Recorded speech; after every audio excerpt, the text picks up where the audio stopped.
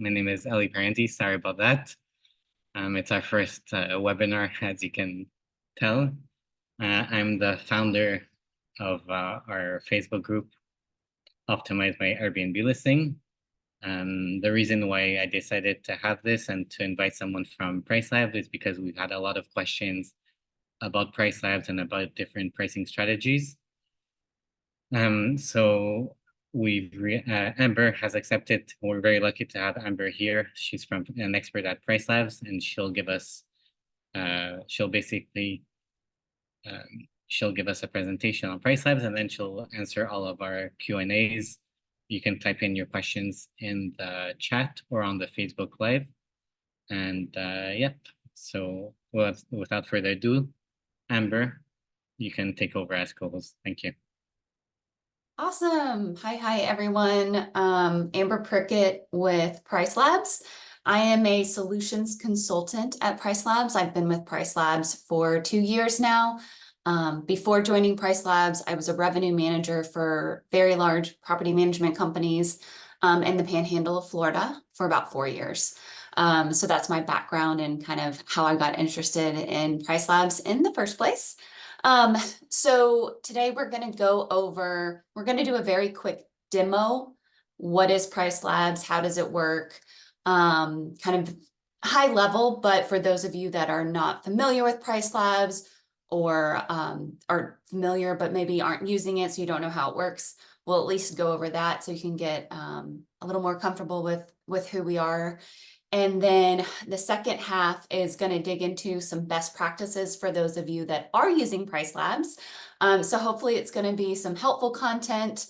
And yeah, so I'll just get started. Okay, so first and foremost, who is PriceLabs? PriceLabs is a revenue management solution, most well known in the short-term rental and vacation rental industry. We also work well for small hotels. We automate price and minimum stay or minimum length of stay restrictions to your property management system, your channel manager, or directly to Airbnb. If you don't know what a PMS is, don't worry, no worries. I know that most of you are probably, if you are using PriceLabs, are probably directly connecting us to Airbnb. If you aren't using us yet, you probably are only on Airbnb and you don't have a PMS yet or a channel manager, and that's totally fine. As your business continues to grow, if one day you want to have your direct booking website or potentially be listed on other channels, I would encourage you to look into getting a property management system.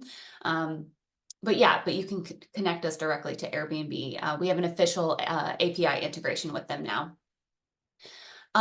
Our software is designed to help you manage pricing, again, pricing and minimum stay for multiple listings. If you do have multiple listings, easily with things like account and group level adjustments.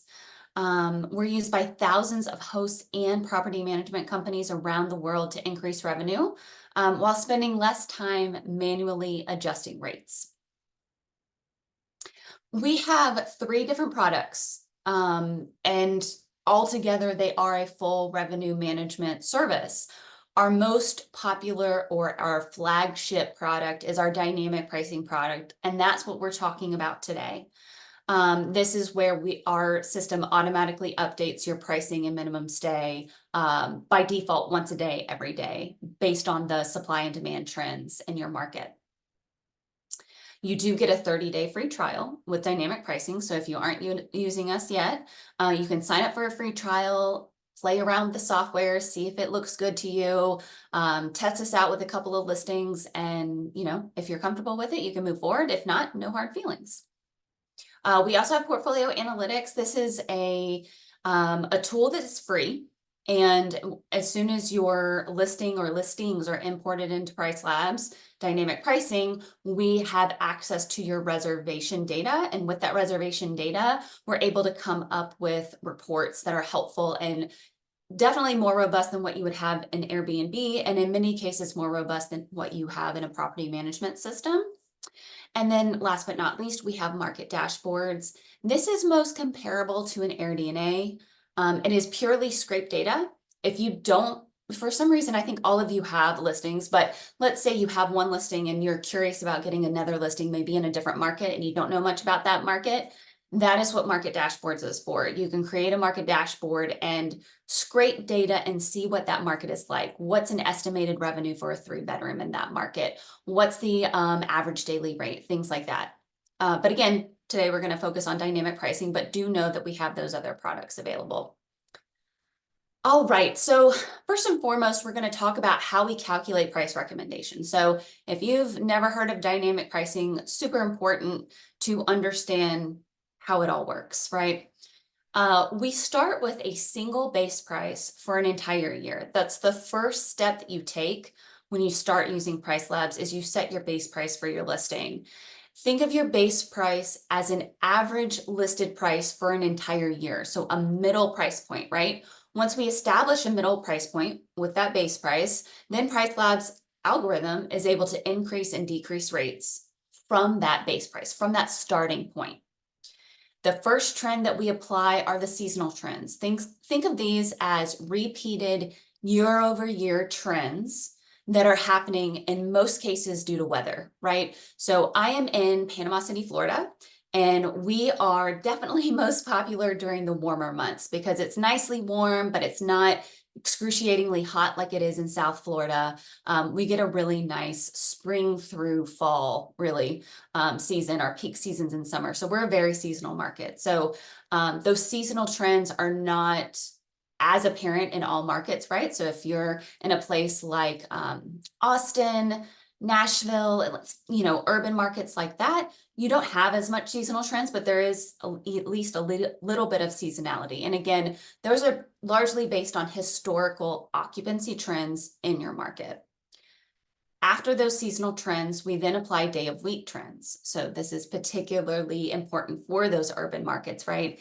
In urban markets, there is a lot of weekend demand that comes out, but not as much demand during the middle of the week, depending on the market. But I would say the average urban market's like that. So we're going to make sure the algorithm is going to increase those weekend prices and decrease those weekday prices. So remember, we started out in this example with a $100 price point, but very few of these rates are actually $100, right? So kind of keep that in mind if you're not familiar with dynamic pricing, that it starts with that base price, but that doesn't mean you're going to see that base price in your rates. We also take into account lead time and adjust for lead time. So think of this as far out premiums and last minute discounts. These are market specific. So it's based on the data in the market. What's considered a last minute booking window today is not necessarily going to be the same last minute booking window tomorrow or next week or next month. We now, with our new algorithm that we released in September, we are able to constantly change that last minute discount and far out premium based on what's going on in the market, which is really huge. Last but not least, we also add in neighborhood demand detection. So this is what we call demand factor sensitivity. This is estimated by evaluating future looking data, right? So a lot of what I talked about for seasonality and those day of week trends are based on past data. What's already occurred? What are those repeated trends year over year? Demand detection, demand factor, is based on advanced bookings. So if there is a new event, if there is suddenly just a new trend in your market, we're going to pick up on that and increase prices even more if that trend is not part of that repeated year over year trends. That's where demand factor comes into play. So again, we started with $100 of a base price and we have all of these different rates, right? So we're capturing those local demand trends from scraped data. I should mention that. So we're scraping Airbnb, Vrbo, and Booking.com. And from those trends, again, that's past occupancy trends as well as future looking occupancy trends, we are automatically calculating new rates for your listing. Every single day, we're calculating new rates. Then we're applying any human control factors that you've set. Think of this as a minimum price. You tell us, hey, what's the lowest price you ever want to see for your listing? You could possibly also set a maximum price. And we have a number of different pricing customizations, which we'll get into all of that in a little more detail, but there are human control factors and our algorithm will work within those control factors. Then we're sending those optimized prices as well as minimum stay restrictions once a day by default, every day, to your PMS or to Airbnb directly. So what that looks like, this is an example of the pricing calendar, and I'll share my demo account. I'll share the screen so you can see the demo account, and we'll get into the product for sure later. But when you're looking at this screenshot, you have all different rates for different days. Some days you'll see a repeated rate. If we're hitting your minimum price, we're going to stop at that minimum price, and you may see that a couple of times. We have different colors based on different demand, different levels of demand. When you have booked or blocked dates, they'll show up in gray. We give you health indicators to show you, hey, how is your listing comparing to the market around you? And we even have a cool full year calendar view if you want to like look ahead and see what those trends look like. Now, up until this point, I've been talking all about rates and prices, right? So we also have very cool options for automating your minimum length of stay strategies. So minimum length of stay or minimum nights, it's called a couple of different things throughout the industry, but that's when you're saying, hey, guests have to stay for at least 2 nights. Maybe some of you have a 1-night minimum, and that's fine. But what's cool with our tool is that you can actually set up a cascading min stay based on lead time. So when people are booking far in advance, maybe usually you only have a 1-night minimum, right? But if people are booking far in advance, perhaps it makes sense to have a 3-night minimum far out. And then, when you're within, 30 to 60 days, it's a 2-night minimum. And then when you're within 30 days or even maybe very, very last minute, maybe just within a week, you reduce to that 1-night minimum. What that allows you to do is optimally fill your calendar. So imagine that someone's booking 6 months from now for, whatever special reason, and they just book 1 night. And then 3 months later, there's someone that would have loved to have booked your listing for 3 nights or more, and they can't, and you miss out on multiple nights of revenue for just 1 night. So we've seen as much as a 10% increase in revenue when customers start using these cascading minimums.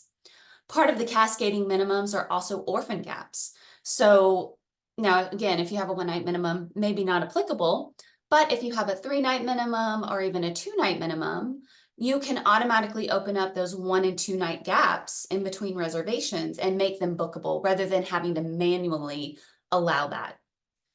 So that's definitely a big time saver, and again, can also help maximize revenue. Now, you may also want different rules for different times of year.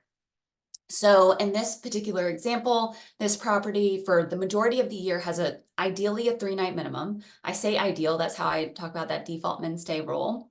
And then far out, I try to get a 4-night minimum. Last minute, I'll allow a 2-night minimum. But in my high season, in this particular area, it's actually very popular to have a 7-night minimum during summer. There's that much demand that we can really try to require that 7-night minimum. So with PriceLabs, you can actually have a different set of rules just for peak season, which is pretty cool too. So you can override your default settings, your default minimum stay rules for holidays, special events, and high season. So last but not least, in terms of how we work, it's really important to understand how the integration works. Again, most of you are probably just using Airbnb and you don't have a property management system. Totally fine. If we're connected directly to Airbnb, our rates, our recommended rates, and our minimum stay restrictions that you've set up in PriceLabs syncs to your system by default once every 24 hours. That's directly to Airbnb. Now, if you are using a property management system, or maybe one day you want to consider having a property management system or a channel manager, this is what it would look like. We would send those rates and the minimum stay updates to your PMS or channel manager, And then that software sends it to multiple channels. That can be your direct booking website. That can be Vrbo. That can be also Airbnb, TripAdvisor, Expedia, Booking.com, etc. All different channels to help you increase your revenue. Before moving on to the second section, are there any burning questions? Or should we hold those for the end?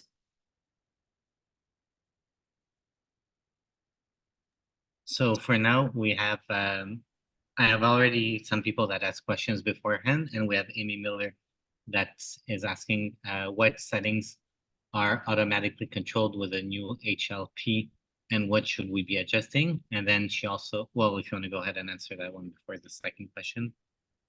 Yeah, so HLP works the same way as our other algorithm. It's just that the data is different. So the old algorithm, which is not HLP, our seasonal and day of week trends were coming from regional data.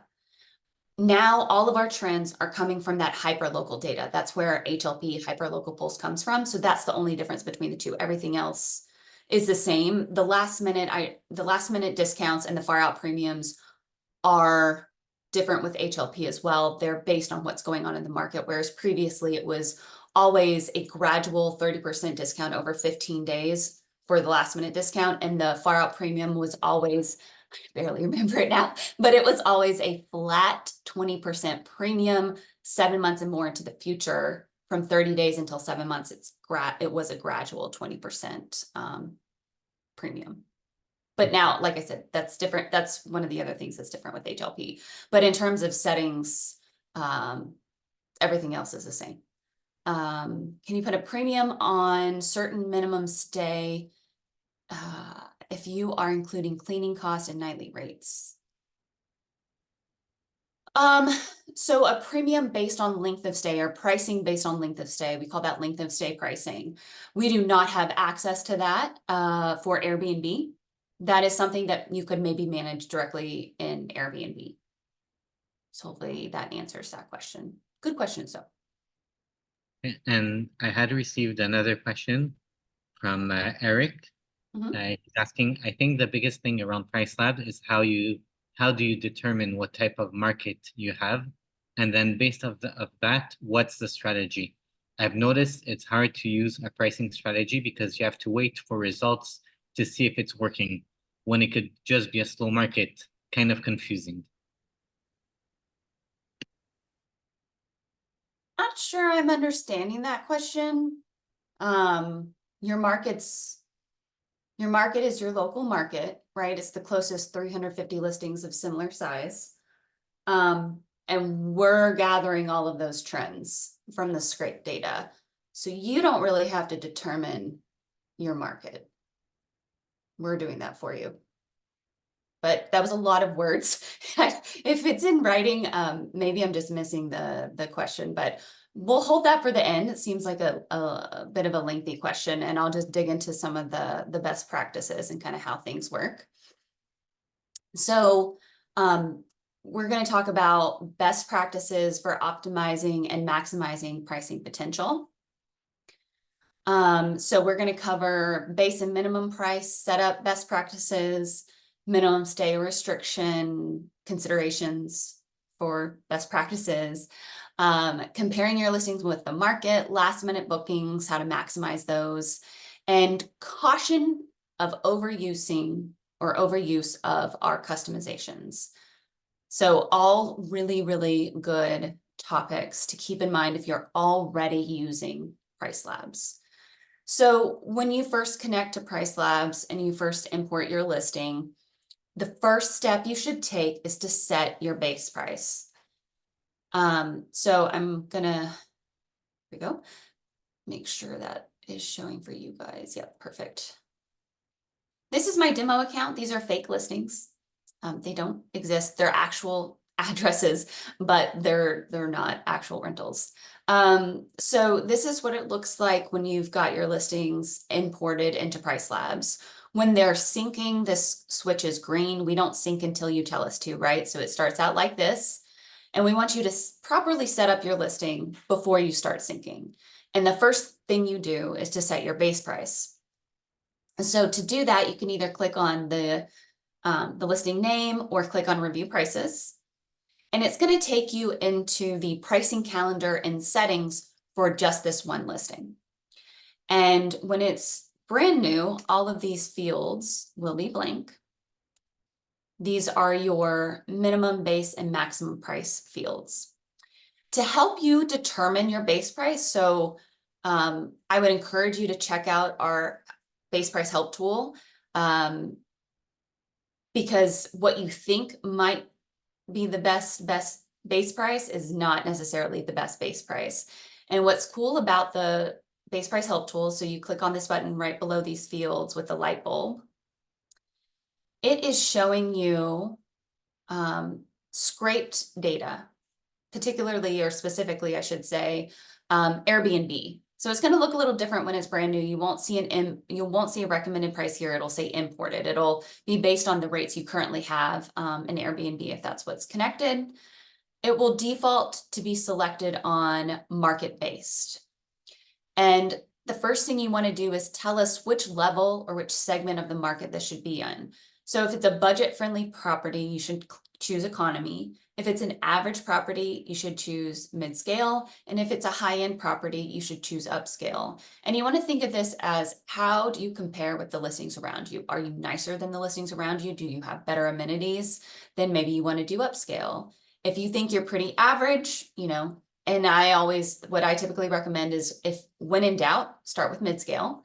And then, of course, like if you're a little more budget friendly, say you're lacking some updates, or, not the nicest finishes, maybe you don't have a pool and the other buildings do have pools, then you would probably want to start on economy. So once you decide on the segment, you also want to tell us which bedroom categories you should compete with. So by default, when you first navigate to this, it's going to have all 3 bedroom categories selected. The category of your listing shows right here, and it should be the middle category that shows. In some cases, we may show you 4 different categories, particularly if like you're a 1 or 2 bedroom, we'll also show room. Room would be a room that is rented within a shared space. In most cases, if you are a 1 bedroom or a studio, you do not want to have, you don't want to compare yourself to the room. So make sure you unselect that. I'm also, because this is a 5 bedroom, I'm going to unselect the 4 and the 6. I just want to look at these 5 bedrooms. And of the 5 bedrooms, the 50th percentile of the 5 bedrooms in my area have an average price of $581 for the entire year. Now, these are the publicly visible rates on Airbnb. And yes, they may include cleaning fees if people are rolling up that cleaning fee into the rent. With scrape data, there's kind of no way around that.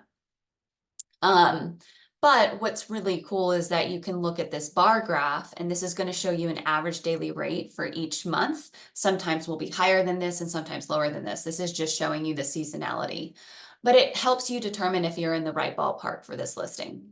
If it looks good, you can click confirm base price. And there are some cool tools available to you. I'm not going to get too deep into different options, just kind of want to generally show you how this works. But if this looks good to you, you can click confirm base price, and then that will set the base price. Now, the next step is to set your minimum price. This is not determined by PriceLabs whatsoever. This is what you decide. You tell us, hey, PriceLabs, I want the algorithm to stop at this point. I don't want to go below this price point. If you're in a seasonal market, you want to make sure that you're setting that based on the off season, the lowest rate you ever want to rent for per night. And again, that's just rent, not fees. And so I'm going to come in here, and let's say for this particular property, I want to do 100. Now, best practice, which we're about to get into, is that the minimum price should be at least 20 to 30% below your base price. You do not want your base price and your minimum price too close together, which is our first best practice. Or I'm sorry, it's actually having it too high. Our second best practice is having the minimum base too close. So I'm just gonna skip that. I'm just gonna go back. I'll go back to that since we're on this. So base price and minimum price being too close. So this is a good one. So let's say it's 525. 525 would be way too close. And what you're going to see is that the recommended prices are going to be hitting that, maybe not in, because we're in the high season for this particular listing, but say,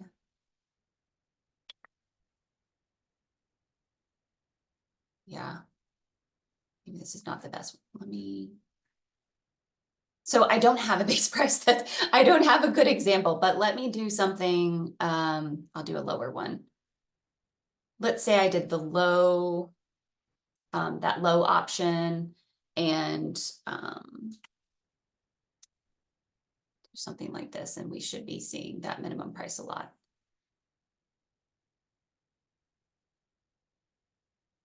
Yeah, so we're hitting the minimum price some. It's just this particular, let me go to an urban market.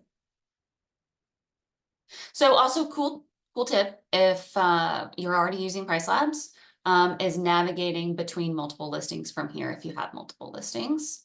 Okay, so this one is a good one.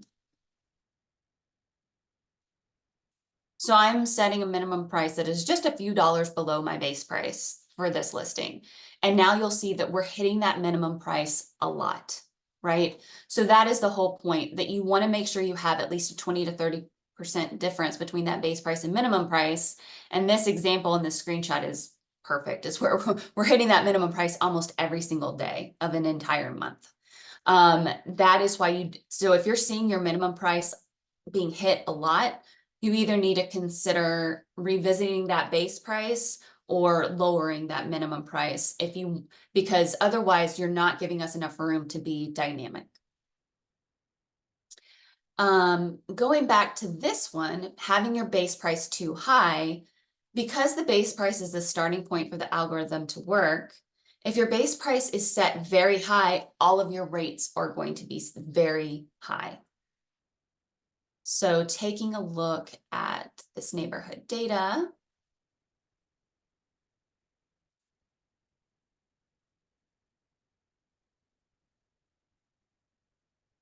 I just saw one of the most recent questions came in from Joe about the recommended price versus the market base. So I'm glad you asked that. I'm going to go back.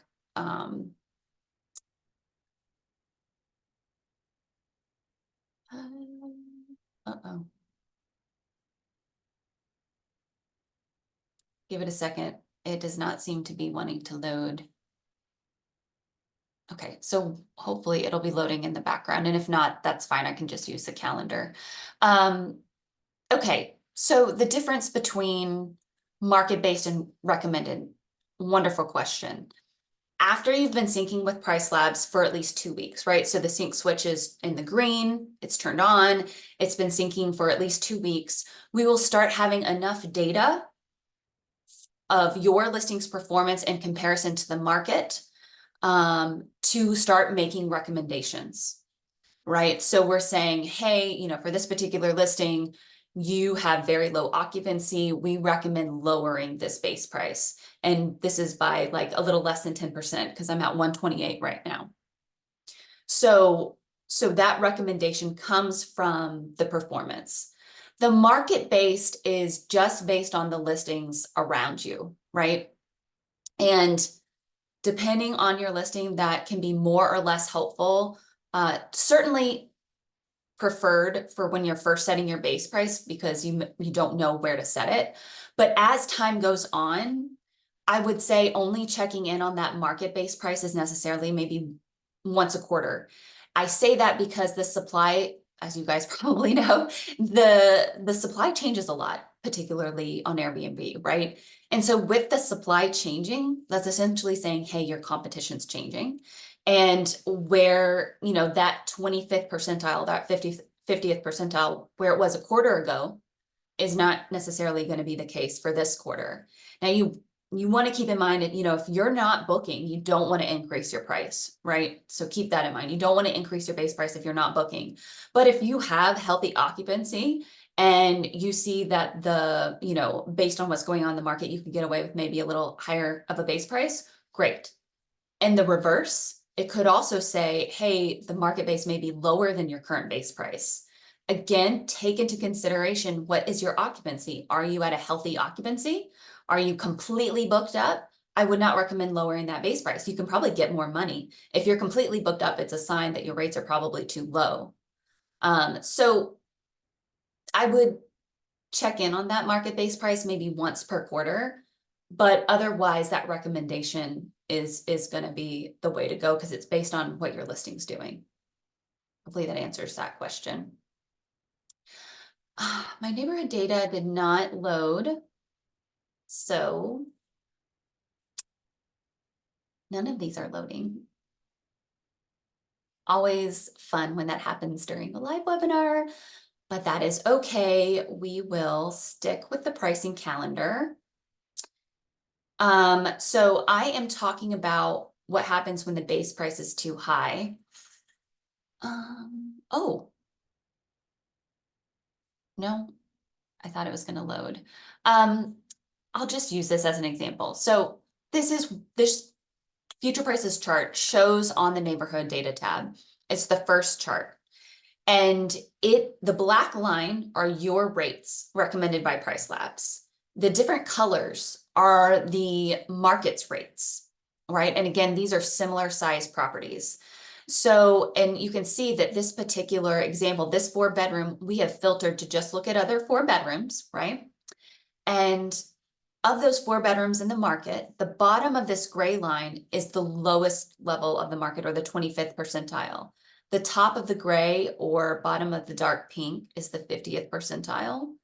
The top of the dark pink, bottom of the light pink is 75th percentile. And the top of the light pink is the 90th percentile. And so when I'm talking about percentiles, maybe you're like, what's that? Think of that as a ranking. So if I say I'm in the 10th percentile, I am in the bottom 10%. If I'm the 25th percentile, I'm the bottom 25%. If I'm 75th percentile, I'm the bottom 75%. So what that's saying in this particular listing, this black line is showing that we are well above the 90th percentile of the other 4 bedrooms in many of the high demand dates. Now, if this is the nicest property around, maybe that is okay.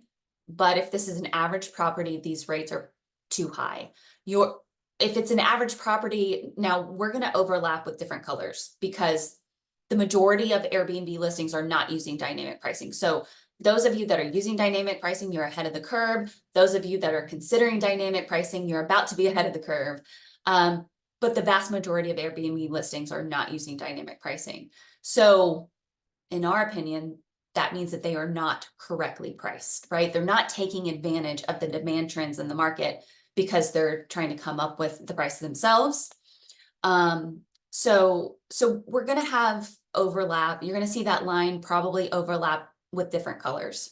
That's normal. If you're an average property, you're going to want to see this black line more in the dark pink area. In some low demand times, a little bit in the gray, and some high demand times, a little bit in light pink, but certainly not above the market, right? So that's what we're cautioning here when considering if your base prices may be too high. All right.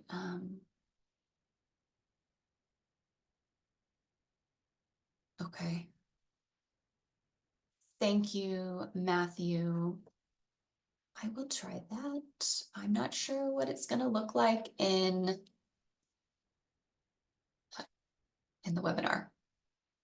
So we'll give it a second. We'll put it in the background for a second. If it comes up, I'll show you kind of how the navigation works in the neighborhood data tab. Cool. So we talked about minimum and base price being too close. I should also mention maximum price, right? So maximum price is completely optional. Now, if you're onboarding yourself, you may not know that. You may be like, hey, there's a maximum field, I'm going to fill it out. Well, you don't have to. The maximum works in the opposite of a minimum, right? It's a top threshold. We're not going to go above that price point. In most cases, from a strategic standpoint, there is no need to set a maximum price if you have a nice property, in my opinion. I say make as much money as you can make, right? If it is a more budget-friendly property, think of your maximum price as a price point that you think would be disappointing to a guest. So let's say it's a high demand weekend, special event, maybe not a special event, but we'll say a high demand weekend because, you know, like a Taylor Swift concert, you can get away with probably almost any price. But let's say it's just a high demand weekend and, you know, say we're able to get away with a price in the $600 range. If you think that a guest is going to show up and be disappointed and leave you a negative review because they don't think it's worth the price that they paid, that is when you should consider setting a maximum price, but you don't have to set a maximum. It's completely optional. And again, that is, maybe it'll load this time. So again, this is that maximum field, right? Optional. You don't have to fill it out. If you did fill it out, I recommend at least 2 times your base price. So in this case, I'm going to say 300, save and refresh, and it's going to set that price. And go, let's see if neighborhood, no. If you click that little circle, it'll open up a knowledge base article. So that's what I did accidentally. It looks like it's loading, so that's a good sign. It's just going a little slow. There we go. Okay. All right. So this is some context, which is good. And I have a couple cool things here. I don't have time to kind of get into all the details, but this is a filter button over here on the top right, upper right. This is where it's going to default to nearby listings and it's going to default to show all bedroom categories. This is where I would recommend, you know, if this is a 2-bedroom, that we're only looking at 1 to 3 or even just 2 bedrooms, right? You drag, if you want just the 1 category, drag each dot over to 2, and then you click apply. What you saw previously, what I just removed was a market dashboard.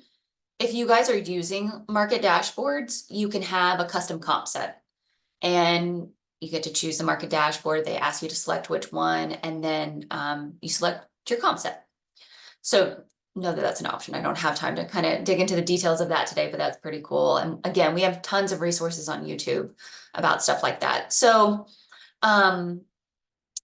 this listing is below the other 2 bedrooms in the area, but it also has 0 occupancy, right? So again, that's one of those things where I would tell you, consider the performance of the listing. Yes, I'm below everybody else, but this listing is not booking. So I don't want to price any higher than this, right? So this is how it looks. And again, and if you hover over, you can see all of those different percentiles and it explains where they are. Another cool feature, you can actually see our events now. Our events and holidays are showing up in pink, right? So that's pretty awesome as well. Anything that, like, if this is too much information for you, this key down at the bottom, all you have to do is click what you don't want to see, click that, and it'll remove it. And then, so like, for example, maybe it's not helpful to see the top percentile. And so that'll remove the light pink area. So hopefully that is helpful. All right. Now, getting into minimum stay restrictions.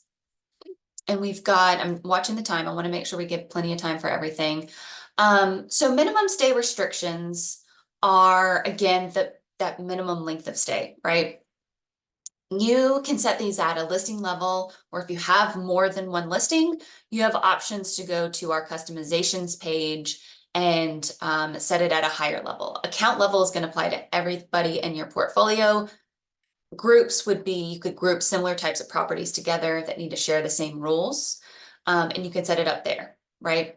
But since most of you only have about 1 or 2 listings, probably makes sense to just do this at the listing level, maybe account if you foresee growth or have goals for growth, right? To get into the customizations, I'm going to click this edit button over on the left. And this very first tab that pops up are your stay restrictions. Now ignore this. This is because I've set this up at a group level. But for you, if you want to use this, you need to flip this switch. You want to use minimum stay at all, flip this switch to turn it on. And then you have all these different options that you can fill out. Again, we have another database tool so that if you have no idea kind of where to start with your minimum stay or what you can get away with, click on this button with the light bulb. And what this is going to do, and you'll see here that you can choose between prefer short-term and prefer midterm. We define midterm, and if you hover over this, you'll see we define midterm as requiring 14 days or longer. Right. So think of these as like monthly rentals and longer rentals, not long-term like 6 months to a year, but longer than short-term.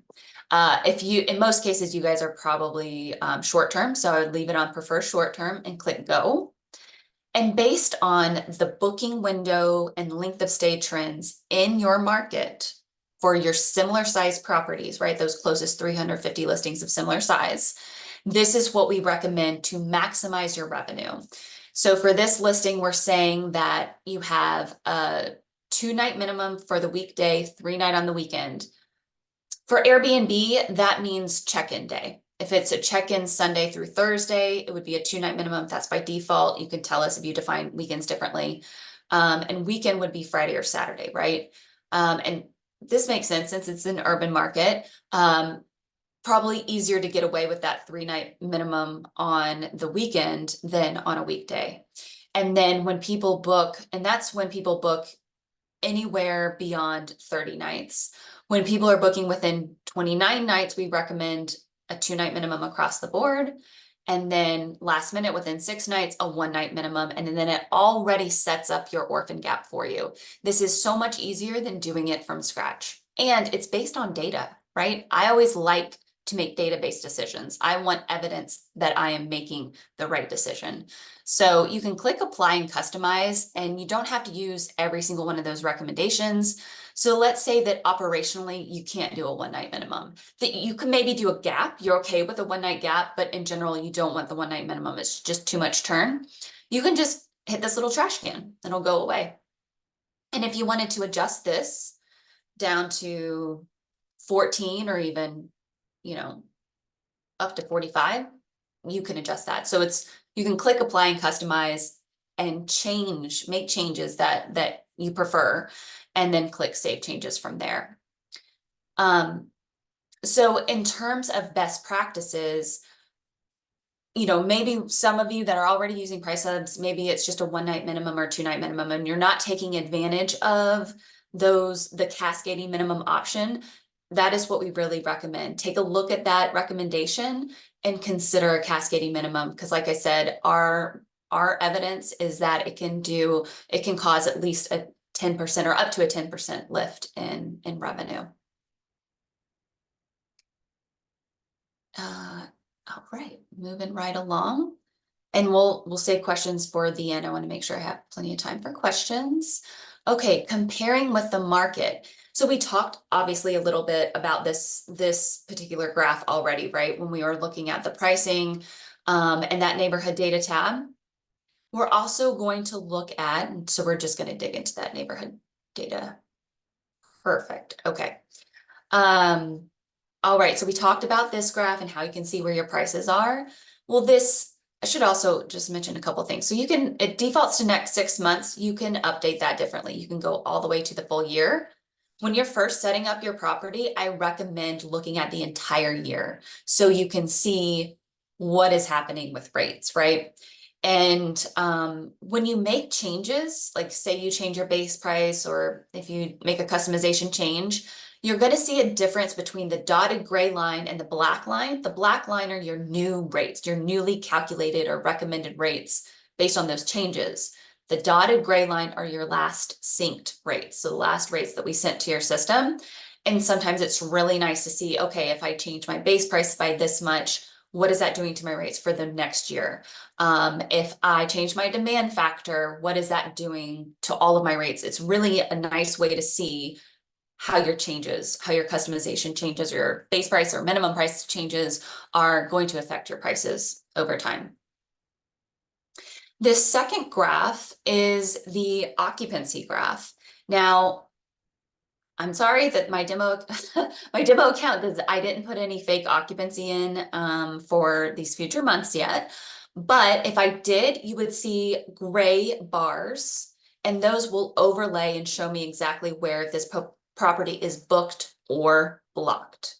The red line is the occupancy of this hyperlocal market, and it's based on also what's filtered up here. So in this case, the 2 bedrooms. You can check this box to add last year's data, right? So this is super helpful to know if your bookings this year are slower, coming in slower, or you're not booking as many dates as you did last year. It's really helpful to see what's going on in the market. So I can click this. This is last year final. What's really important is this solid gray line. So I'm going to remove that for a second. So as of this day last year, this market was higher in most cases. And what that means is that if your bookings have decreased, it's not necessarily, and probably not, a you problem, it's a market problem. There's only so much you can do when it comes to optimizing your rates, optimizing your minimum stay. Sometimes it simply is a market problem. So keep that in mind. This is incredibly helpful. What I also find to be helpful, I'm not gonna check this for a second. When you have that gray overlay, you can see where you're booked versus the market. So like I would want to see an overlay. I would want to make sure I'm getting this date booked, this day, wherever the peaks are in the market. I should be booked for those days. Those are the high demand times. And this is as of today, this occupancy as of today. And so if like this may, I bet that's shaky knees. If this is May 3rd and we're a couple months out and it's already pacing way ahead, that means my property should be booking. So I can hone in and kind of see what my rates are like, see what the competitors are like, right? So I can come up here and see they've spiked it a lot because there's a concert. I lived in Atlanta for a while. Anyways, I've been to that festival, and so I know what it is. But they're spiking rates for that for a reason, right? And the occupancy is spiked, right? So that is where that's coming from, if that makes sense. So there's other things. You can use this competitor map. This is showing nearby properties. Again, just going to show the 2 bedrooms because I filtered for the 2 bedrooms. And this again is the Airbnb listings around this property. And these dots are going to be in different colors based on the average price. So the budget friendly ones are in green, the higher end ones are in dark pink or red, and then kind of middle of the road is in gray. You can hover over and get a summary of information about these, but you can also click on a listing and it's going to open up in a new tab. You can look at the pictures, you can look at the host, and you can decide if this is a true competitor for you. And with the competitor calendar right below, I can choose up to 10 competitors. And I'll just choose a few right now. And then I can click update graph. And this graph that's going to load is showing me the publicly visible rates on Airbnb for these properties, in addition to my rates. So I can do a side-by-side comparison to my competitors. The dates are unavailable. They will be gray with a slash through it. NA means that it has some length of stay pricing and we can't scrape these rates for that one. So I'd probably remove this one and choose another one, right? And again, you can choose up to 10. This is sticky, which means when I navigate back to this neighborhood data tab, these competitors will still be chosen. And again, I can do a side-by-side comparison of how my rates look compared to theirs. So that's super helpful. And we just went over that, right? So that's all the competitor. Really important to just kind of keep a pulse on it. And, you know, I mentioned earlier that it's of our opinion, since the majority of the listings on Airbnb are not using dynamic pricing, it's of our opinion that they are not priced correctly. They're not taking an advantage of the demand trends. Um, so keep that in mind that, you know, yes, I'm going to be looking at how they're priced, but we're not necessarily saying try to match what they're doing. All right, so last minute booking. So between the length of stay, the minimum length of stay, last minute rule, right? So this last minute setting right here, and the last minute prices. You want to use both of those things to help you fill up your calendar last minute, right? By allowing shorter stays, that's going to help you, you know, get whatever bookings you can get last minute. As I mentioned with HLP, the default setting for last minute discounts is now based on the market and it can change every day. So this particular one, the discount starts 10 days from now and can max up to 22%. So that's 22% divided over those 10 days. So about 2.2% per day. So looking in here, I know I already showed you minimum stay, but in the customizations, we're going to get into customizations, and the next piece of advice is to not overuse the customizations. So I'd encourage you to just focus on smart presets. This is newer to the interface, so if you've been with us for a while, you'll know this. If you haven't used PriceLabs before, know that the intention behind smart presets is for us to help you not get overwhelmed by the customization options.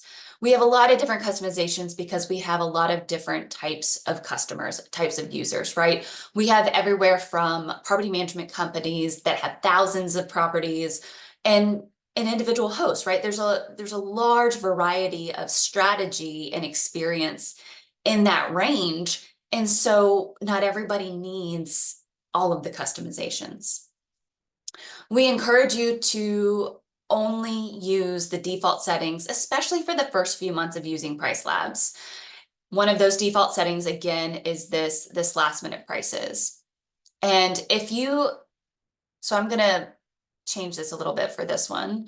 I'm going to go back to the market driven so you can see. By default, this will show for you. In my particular account, I had it customized at the account level. But this is saying that for this particular listing, there's a 26 gradual discount over the next 12 days, right? And so that's 26% discounted today. Tomorrow is around 24%, the next day 22%, et cetera, et cetera. So it tops out at 26%. It's 0% 12 days from today.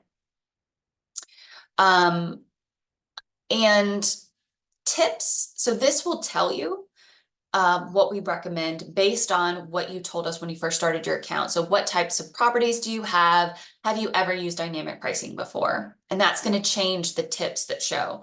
So you'll see that for this one, it says that most customers are comfortable with the default setting. Most of these are going to say that most customers are comfortable with the default setting.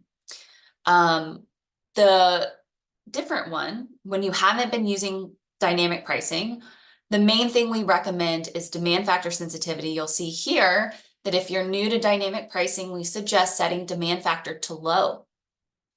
So demand factor sensitivity is, think of it as the overall difference between your low prices and your high prices. Increasing that demand factor sensitivity is going to increase the difference between your highs and your lows. Decreasing demand factor sensitivity is going to decrease the difference between your highs and lows. So in a nutshell, an overall more conservative approach to your pricing is what we're recommending when you haven't used dynamic pricing before. So I'm going to change that to low, but I'm going to believe everything else that PriceLabs is telling me and leave it on default. Click Save Changes. And we should see in this neighborhood data, like I said, some of those peaks and valleys are going to change. Maybe not too much because this one is struggling, so the prices are already really low.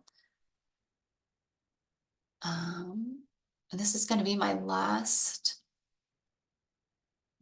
recommendation before we dig into questions. Just give me a second while it's loading. So just to show you, this is what we're talking about, overuse of customizations. So date-specific overrides, those customizations I just showed you, using too many of them is getting you far away from the intention of PriceLabs, right? PriceLabs is great in most cases right out of the box. Once you set your base price, your minimum price, and your minimum stay, that's our recommendation before turning that sync switch on, is set your base price, your minimum price, and your minimum stay. Let it start syncing, get some data, and then make a decision if you need to adjust your base price, make a decision if you want to turn that demand factor down to low, things like that. Date-specific overrides, let's see if this loads. Okay, yeah, you'll see a little bit of difference. I'm gonna zoom in on this. So you're going to see again the difference between that dotted gray line and that black line. You'll see again that everything kind of just dampened. The high rates came down, the low rates came up a little bit, and that's just an overall more conservative approach to dynamic pricing, which is recommended when you're brand new to it. Now, date-specific overrides, I know I said I was going to not say anything else. So let's say these last minute days, I see that I'm at my minimum price, but they're still not booking. I can click and highlight, like this weekend. We'll just do these 3 days. And I can tell PriceLabs, hey, just for this one circumstance, I do want to go below 115. I'll click add. It's going to warn me that I'm going below my minimum price. And I say, yes, I do want to go below my minimum price. And you'll see it load. And should have updated. But anyways, you'll see that it changes to 100. That's how date-specific overrides work. And what we like to say is with great power comes great responsibility, because the date-specific overrides can really do whatever you want, but it gets you far away from using the automated settings for PriceLabs, right? So it gets you away from the whole purpose of dynamic pricing. And with that, let's dig into questions.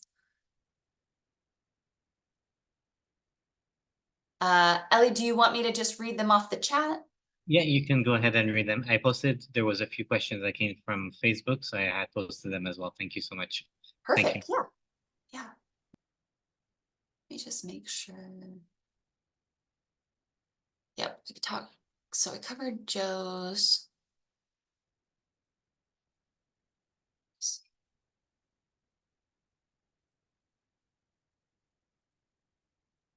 Sorry, just scrolling up through the chat to make sure. Okay, perfect. So,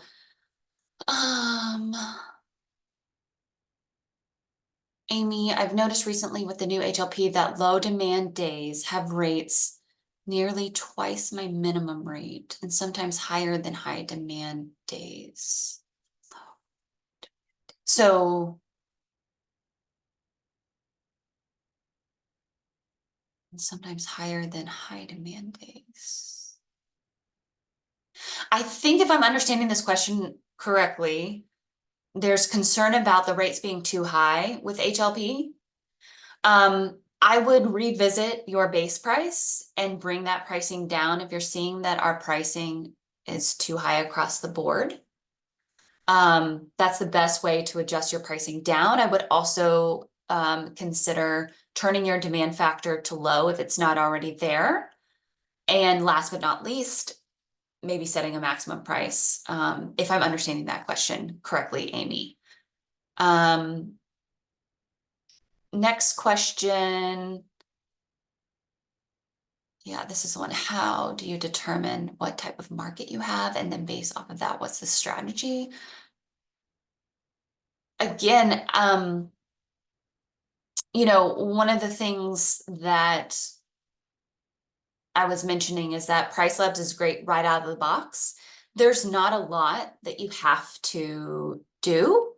There's not a lot of research you necessarily need to do. The algorithm in and of itself is doing that research on your market, what you want to focus on is making sure you have the right base price, right? And that's very simply, like in this case, if this was a real property, this listing has no occupancy. Now, I already saw that the base price is a lot lower than the rest of the market. So that's an indicator to me that this is actually not a pricing issue. There's something else going on with this listing. My pictures, do I need to take new pictures? Do I need to have a professional take the pictures? What can I do with the listing and the description to make it more appealing? Because it's not always a rate issue, right? But in general, if this base price was more competitive, let's say it was on the high end of the market and I'm not booking at all, I need to lower that base price. That means that my prices are too high. So hopefully that helps that. But there's not a lot of complicated strategy you need to worry about. That's one of the reasons to use dynamic pricing. It's to take the guesswork. It's to take the guesswork out of the pricing. That's the point of having dynamic pricing. And Sophia is asking, must I have a listing before I'm able to access the features in PriceLabs?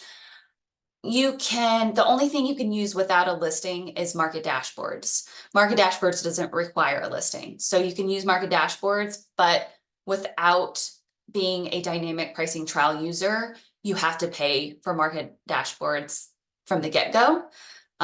So you can use market dashboards to learn more about the market. Just know that the pricing starts at $9.99 per month. And then once you do have your listing, then you can start using dynamic pricing and get your free trial for that. Luke is asking, can we add the pricing ourselves? Don't really know. One, why would you want to do that? If you're doing dynamic pricing, why would you want to add the pricing yourself, like your own pricing? But if you, like I said, with that date specific override, that is how you can tell us to have a different price than what we're recommending, is with that date specific override. Should we choose the base price that's recommended in the market base? That was Joe's question that I already answered. Stacy is asking, what component should be considered in price the base? So what component should be considered, I guess, when choosing the base price? Again, as I mentioned, you need to think about what kind of property it is. You decide for yourself, is it a high-end property or upscale property? Is it upscale, mid-scale, or economy, right? That is, and like I said, when in doubt, start with mid-scale. So hopefully that helps. Joanne is asking, if you have a maximum price set in Airbnb, how does that affect PriceLabs? I would still set the maximum in PriceLabs because I'm not exactly sure if we overwrite that or not. Rule of thumb, general rule of thumb, when you're using PriceLabs, any price setting or any pricing parameter, you want to set it in PriceLabs. If you start using Airbnb for some things, the next sync that happens, we're going to overwrite it. So you want to make your changes in PriceLabs. If you have demand factor off versus low, how much fluctuation can you expect? Sure, I can show you that. I do not recommend that at all. So I will go to Smart Presets. And again, I don't recommend it at all. You're missing out on a lot of pricing fluctuation and optimization if you turn demand factor off. Go here and I'm going to make sure. Oh, I'm going to let that load. And I'll go to the next question. Would you recommend turning on the demand factor sensitivity? You don't have to turn it on.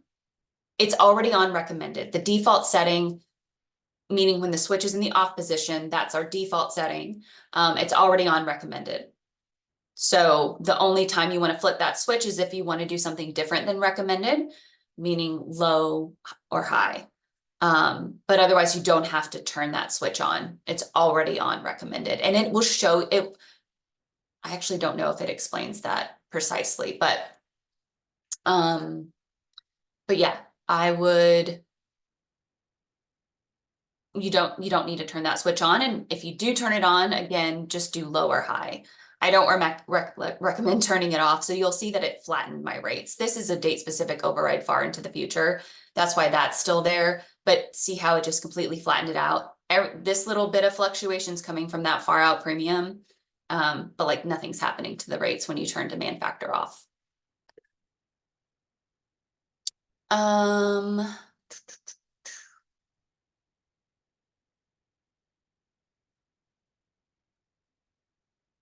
I'm not, okay, I don't know what question that is.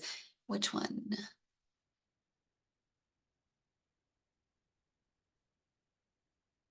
Sorry, Amy, I'm still not understanding the question. But thank you guys for joining. I think that's all the questions that I see. Appreciate you guys having me on. Thank you so much, Amy. Amber, I wanted to thank you for your time and your help with our webinar today, and we look forward to working with you in the future. And I hope that it was as valuable to everybody here as it was for myself. Thank you so much, Amber. Great. Great. Thank you guys. Bye-bye.